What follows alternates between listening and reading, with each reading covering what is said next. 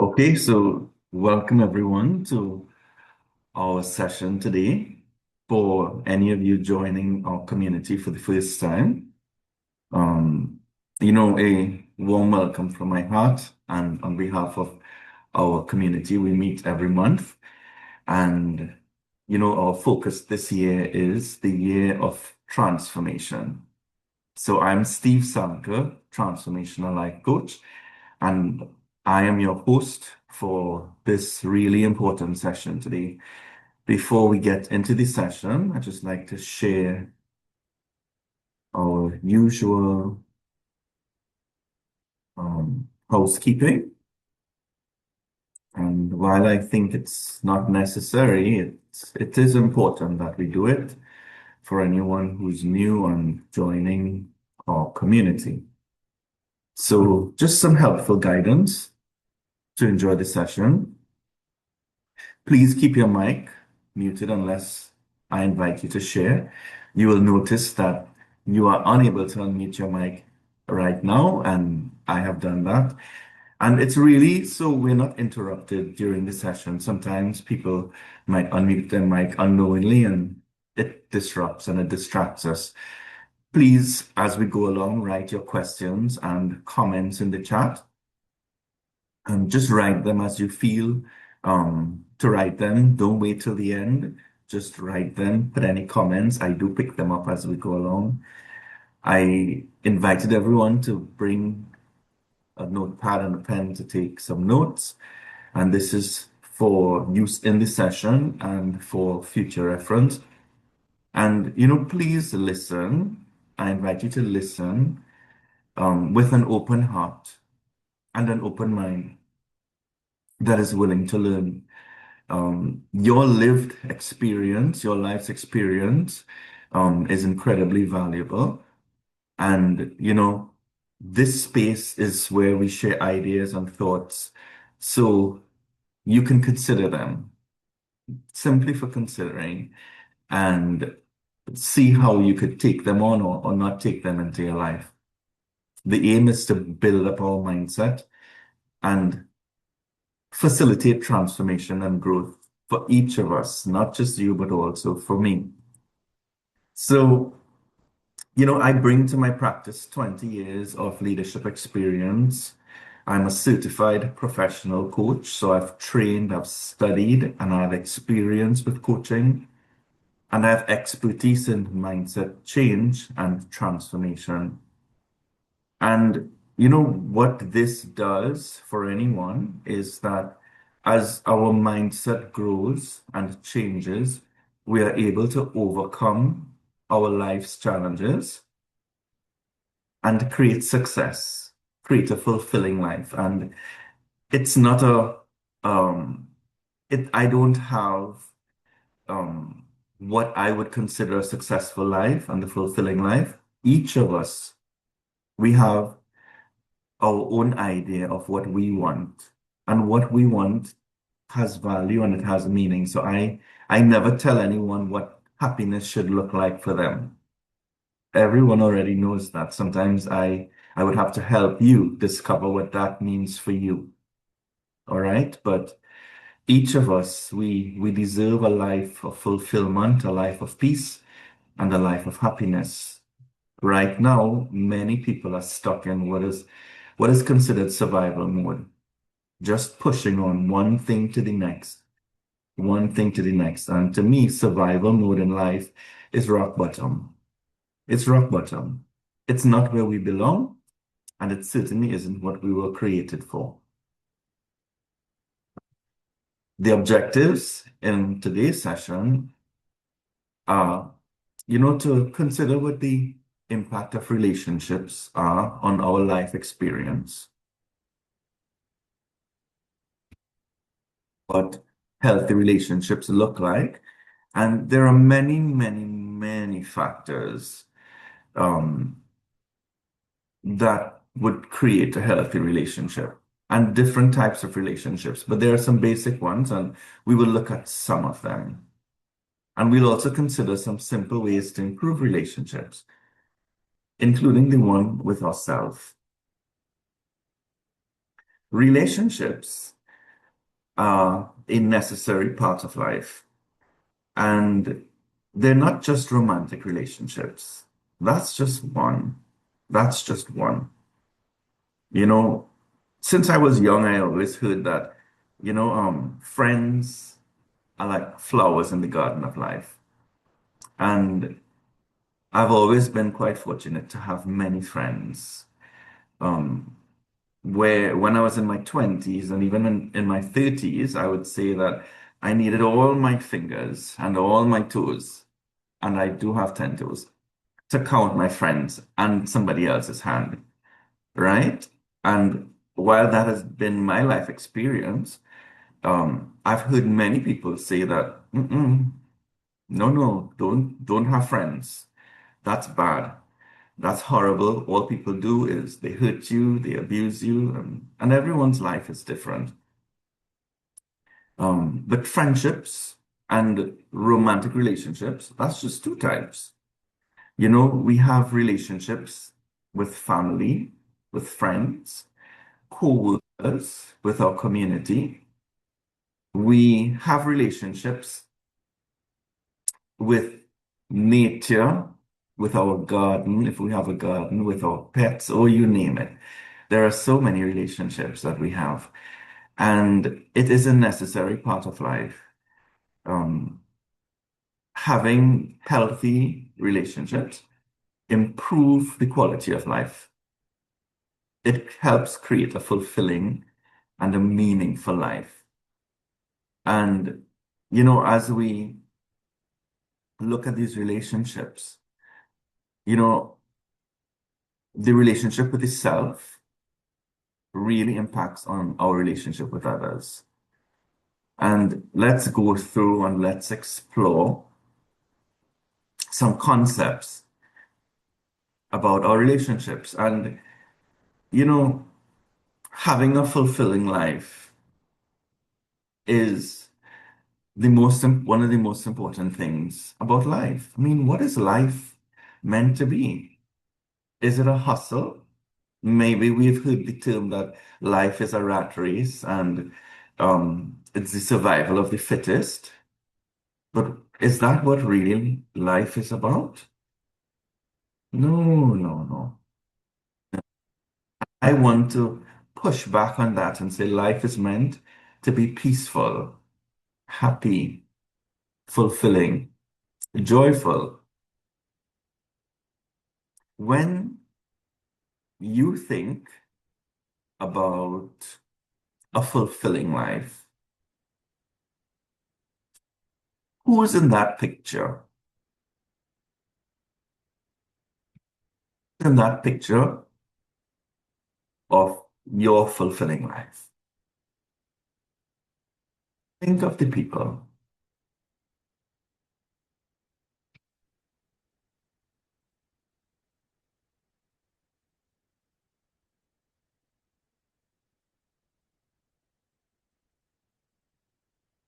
And you can write them down. Write them down. Maybe it's some of the people and not all of the people who are in your life right now. Maybe the fulfilling life includes people that are not yet in your life.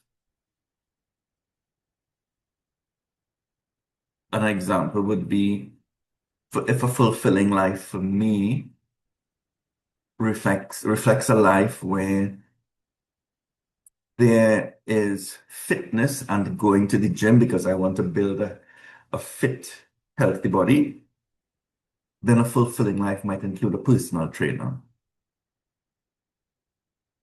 So think of the people who are not yet in our life to help create that fulfilling life.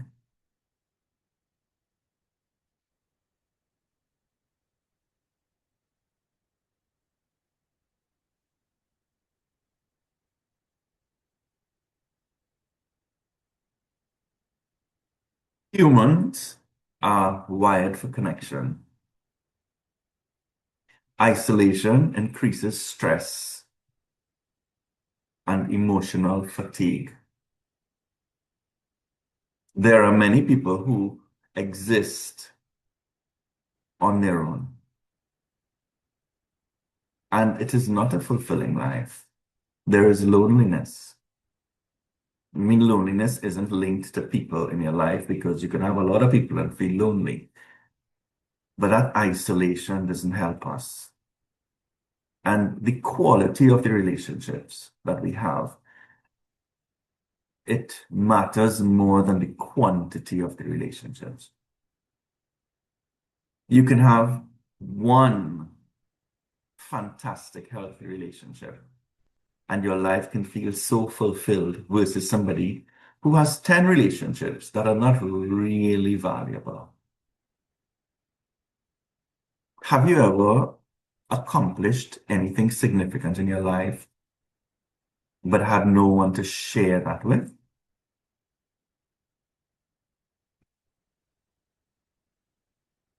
You know, fulfillment in life is increased or decreased truly by the quality of our connections with people, with people. Unhealthy relationships, and maybe we all might have some relationships that we might consider unhealthy or think that there's room for improvement. You know, they can drain us emotionally. Instead of nourishing us, bringing goodness, it drains us. We could feel like we're walking on eggshells. You're never knowing what to say and what to do, whether they're going to be happy or not. You know, it could be like one-sided effort where it's just me. It's me all the time.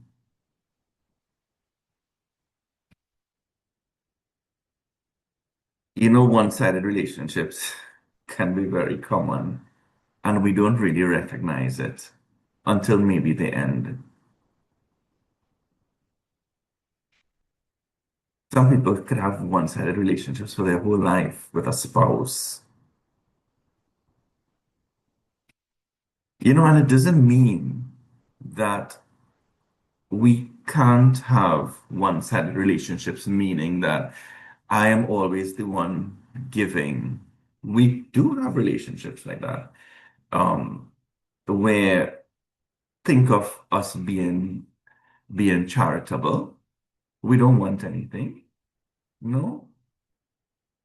Parents and children, it's pretty one-sided for a long time. It's just the parents giving. But in some relationships, that one-sided just can't work. It can't work. And each of us, we get to determine what relationship that is.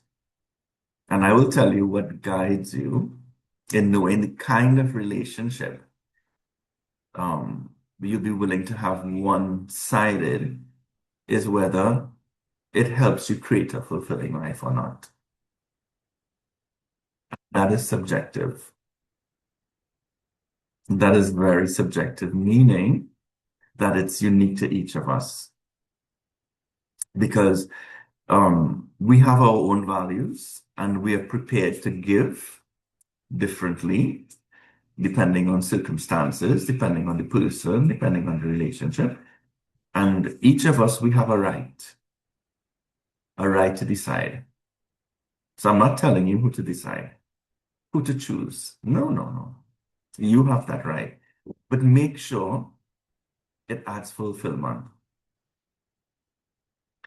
You know, unhealthy relationships can often see us also tolerating, tolerating stuff, circumstances, situations that causes erosion in our own self-esteem and self-respect and confidence. It wears us away. And when you think of erosion, think of coastline erosion by the sea. Maybe we've all had the opportunity to see land being reclaimed by the sea, right? So think of that. That is what can be the impact of some relationships.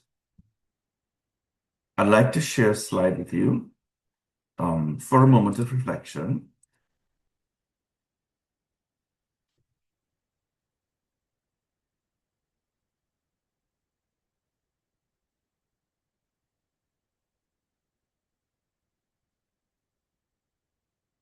So, your closest relationships.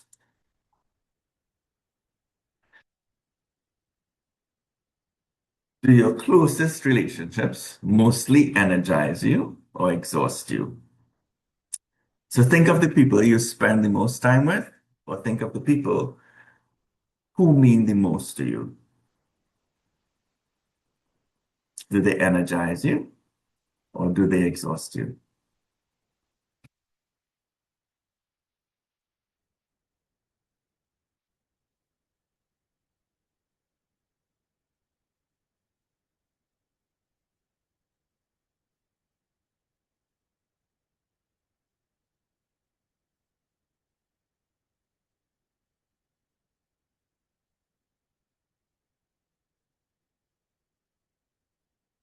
Unhealthy patterns in people, unhealthy behavior, unhealthy qualities that people exhibit don't necessarily mean that they are bad people. It can just be unconscious habits. Because when we think of ourselves, maybe others do experience things about us that they would prefer to be different for whatever reason, or maybe we do have some bad habits. Generally, everyone has something. And it's not that we're bad people. It could be that we're unconscious. So when we think of ourselves that way, think of others in the same way, that they're not bad people. We don't have the bad people in our lives. I mean, what really is a bad person? And again, that's subjective because we have our own belief system that tells us what's good and what's bad, right? A relationship that we often ignore is the one with ourselves. And how I engage with myself, how I treat myself, plays a big part in how I engage with others and how I treat with others. So, in a big way, I kind of set the benchmark for my relationship with others. When we think about our self talk,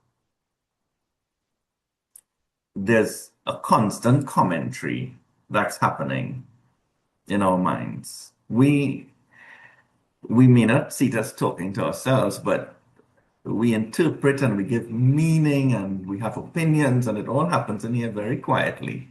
And it can be running all the time for many people. And that self-talk can be very critical about me. And that cannot build a good relationship with myself. That cannot help my confidence and my self-esteem. Because think of the same impact it has on someone. Think of a child. When we keep criticizing the child and telling the child, no, they won't do this, it's not for them, they're not good enough, then what's going to happen with the child? And we usually believe the things we say to ourselves, our self-talk, we usually believe it. So we need to pay attention to that self-talk, eliminate the negative self-talk. Think also about having boundaries in our life. What are the boundaries I have in my life that support me, that protect me? What are the boundaries that I don't cross and I don't allow others to cross? That also helps take care of me. It helps to nurture me.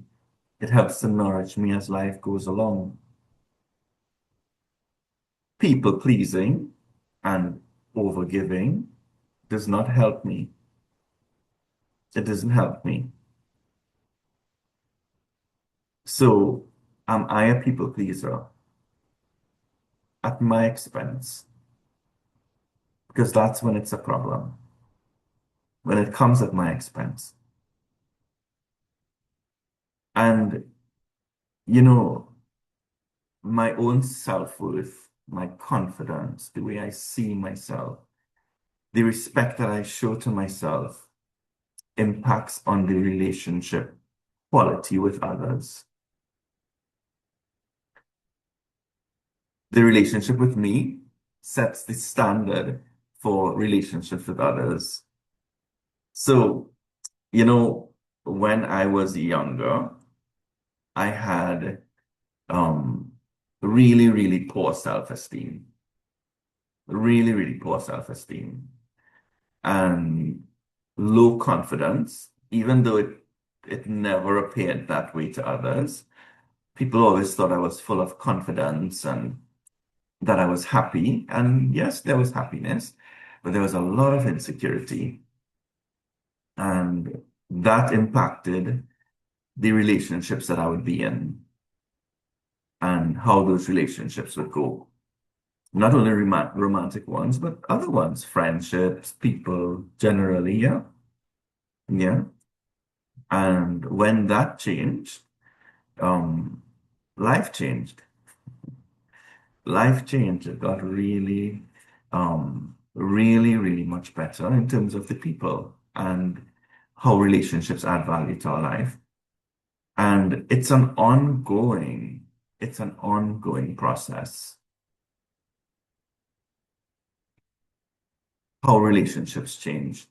You know, maybe you've heard this term, um, or this saying that, you know, relationships could be for a reason, a season, or a lifetime. And it's good to know which relationship is for that. Um, and treat it with that way, that significance. Keep them into perspective, keep them in their perspective. Um, because when we are not in a good place with ourselves, we are certainly not in a good place with others. You know, I can tell you also that, you know, and I share with you candidly because I think that really helps others in their places and it helps sometimes with perspective shift. You know, when in my younger years of dating and being in relationships, I would usually be the one to end the relationship. Um, and it came from fear because I never knew why anyone would stay. I always thought that maybe they would figure out that there was nothing much and they would leave. And each time I end a relationship, there would be so much anger and resentment from the other person because they would never understand why I would want to end the relationship. But in me, I just didn't see them staying because I never knew why anybody would stay. And that's really, really bad self-esteem. And that's one of the ways that it could impact on us. You know, healthy relationships, have some basic little basic components. And I really want to just look at four of them. One, emotional safety and trust, where I can be my true self, my authentic self without fear of judgment. When we think of trust, I remember, and as we go through these, many years ago when I studied marketing, um, I was very qualified in marketing. I guess I probably still am. Your qualifications don't disappear. Um, but I remember one of those marketing gurus said that any relationship um, had three really important things that were required for success, a successful relationship: trust, cooperation, and commitment. So trust in a relationship, it's really, really important where people say what they mean and do it and do what they say and they mean it, right? So emotional safety and think of these are what are required for good relationships. See what this means for not romantic relationships, but all relationships. How we manage ourselves, how we keep ourselves safe. Think of cooperation, meaning that both parties or all the parties do what they need to do to keep this relationship successful and to keep it going. And that there's commitment to making sure that the relationship is sustained and it continues with time. And when we think of, that's just a segue, trust, cooperation, and commitment in that sense, that model, it impacts on all the relationships, not just business relationships. When we think of honest communication in a relationship, you know, so many relationships experience problems and conflict because of poor communication. Honest communication means that I would have the freedom to express my feelings respectfully, of course, authentically, express my needs and my concerns without fear, without fear of repercussions, without fear of judgment, without fear of having any negative impact on the relationship, that I can truly be me and express that.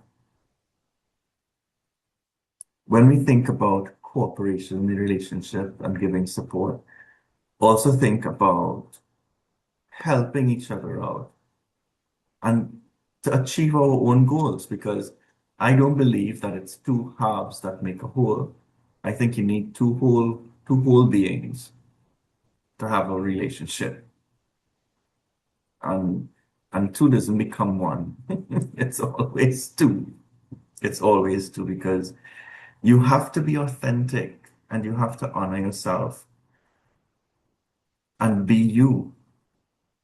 Otherwise, what kind of life would we have if we are not authentic? Authenticity is required for self-respect and for confidence. And there will always be opportunities for conflict, always in any relationship. Um, we need to know how to practice healthy conflict resolution, how to deal with conflict in a way that builds, that creates value in our relationship. So let's take a moment of reflection and your closest relationships.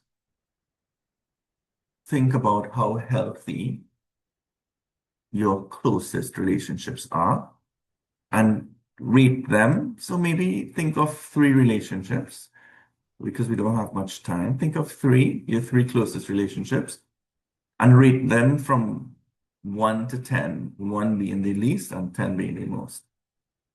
How healthy are they?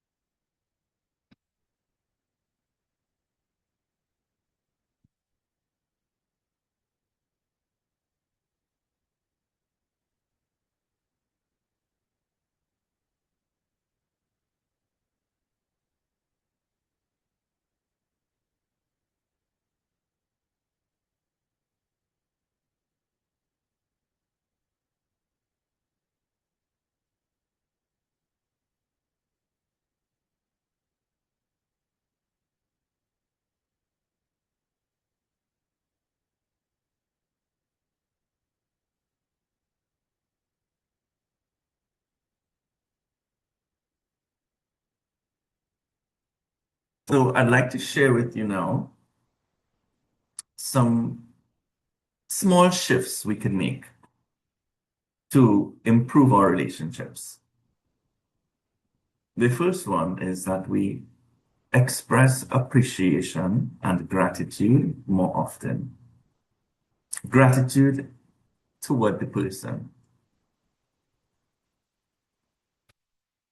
for them being in that relationship with you and how they engage with you, little things they do, the way they treat you. Show appreciation. Show appreciation. And our practice of gratitude helps build mental and emotional resilience for us. So by practicing gratitude, expressing gratitude to others, you actually build up your mindset. You, they would very likely appreciate it anyway, but there's a benefit in it for the self. But don't do it for yourself only. Do it because you really want to express gratitude and appreciation to the person or to the people. The second one is communicating your needs clearly, your needs in the relationship. Oftentimes, we can leave it up to others to try and figure us out, like a quiz, to know what we like and what we don't like, what we appreciate and what we don't appreciate. It's really important that we communicate those needs so others could know how to treat us. They could know how to engage with us. Sometimes you meet people who are so perceptive that you never have to. But even in the best relationship, you could find yourself communicating your needs, like what works for you, what you want, what you like more, what you prefer. And people who really care about us want to make us the happiest that they can. Think about boundaries. Every relationship needs boundaries, respectful ones.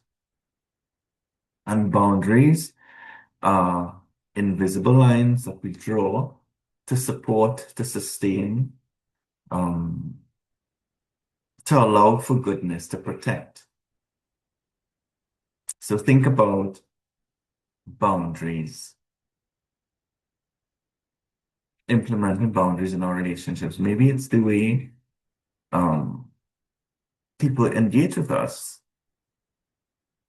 Maybe it's um, a tone of voice. Maybe it's what they can expect from me. Um, boundaries. Boundaries can be applied in any area of our life. Final one is that when things go wrong, that we try and fix instead of withdrawing. Because when things go wrong in a relationship, when I go quiet and I go silent and I withdraw, then what's the status of the relationship? When it's a relationship that I care about, how is my behavior helpful to maintaining and protecting the relationship that I say I care about? So instead of withdrawing, which could feel easy, um, and it could be hard sometimes to withdraw, let's look at repairing. I'd like you to think about, what new action would you like to bring to your relationships going forward? What new action to help improve your relationships? Anything, and write it down.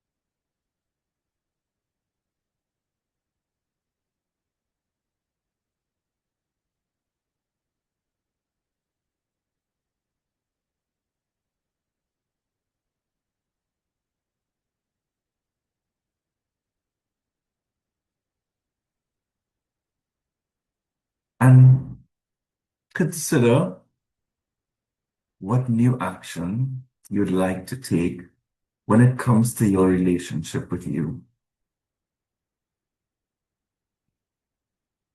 how you care for you.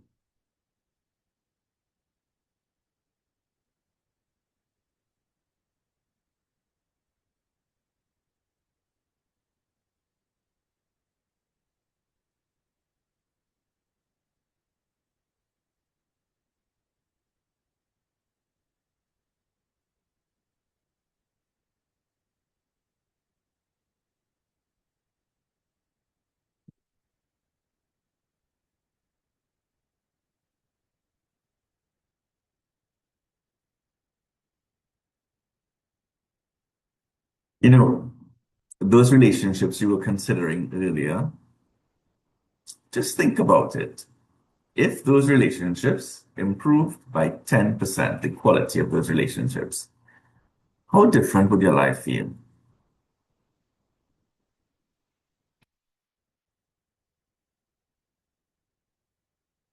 If the quality improved by 10%, how different would your life feel?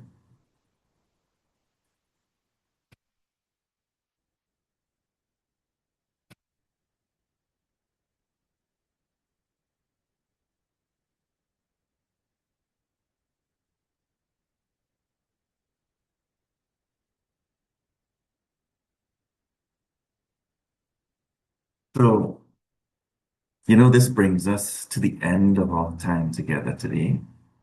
And I always like to invite someone, anyone, if you would like to share um, what any thoughts about the session today. Um, I invite you to take a minute to do that. We have a minute to do that. So you can feel free to unmute yourself and share briefly and then we'll continue. Anyone? No pressure.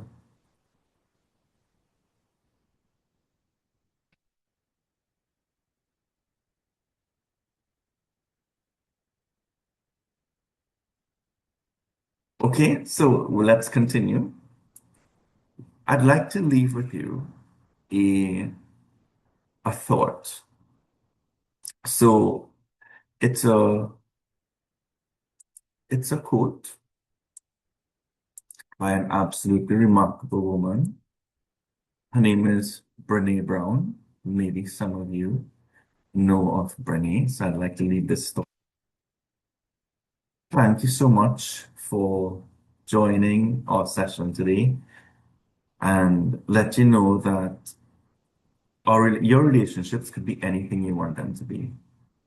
All of the power is in your hands. It has nothing to do with others because we consciously and subconsciously set the terms. We choose all the people and we set the terms. So really, the power is in your hands and up to you. So as usual, um, I will stay on for a few minutes and we can discuss, we can pick up anything that we don't have time for now. So the thought I'm leaving with you today is hmm, talk to yourself like you would to someone you love. As part of your self-care, talk to yourself like you would to someone you love. And that's by Brene Brown. So thank you all so much for joining, and I look forward to seeing you all in the next session.